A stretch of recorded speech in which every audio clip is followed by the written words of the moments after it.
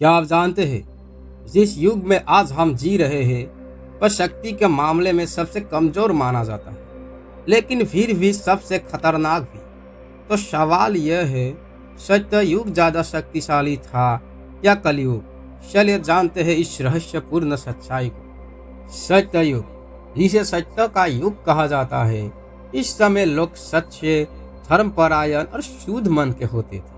देवता और ऋषि धरती पर सीधे विचरण करते थे। तपस्या इतनी शक्तिशाली होती थी कि सिर्फ ध्यान से वरदान मिल जाते थे।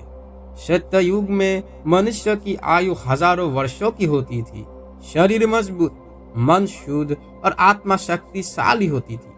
धर्म अपने पूरे बल से कायम था और अधर्म लगभग ना के बराबर। अब आता है कलयुग पर। कलयुग, जिसे अहंकार का युग कहा गया, इस युग में छल, कपट, लालच और अहंकार तेजी से फैलने लगे। मनुष्यों की आयु कम हो गई, शक्ति कम हो गई और धैर्य भी कमजोर पड़ गई। लेकिन यहीं पर एक बड़ा रहस्य छुपा है।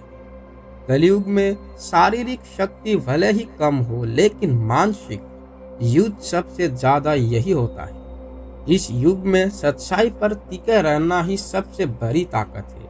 यहाँ बिना हथियार के भी इंसान सबसे बड़ा योद्धा बन सकता है। तो असली सवाल फिर से उठता है, कौन सा युग ज्यादा शक्तिशाली था?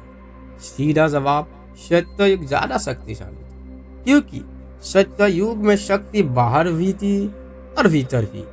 शरीर अटूट था, मन पवित्र था और दिव्य शक्तियां मनुष्यों के साथ थी। हालांकि कलयुग में भी आंतरिक शक्ति जरूरी है, लेकिन वास्तविक और दिव्य शक्ति के मामले में सबसे शक्तिशाली युग केवल और केवल सत्य युग ही था। अगर आपको सच में शक्तिशाली बनना है तो हथियार नहीं, अपने मन पर विजय पाना सीखें, क्योंकि कलयुग का असली योद्धा वो है जो खुद पर जीत हासिल कर ले।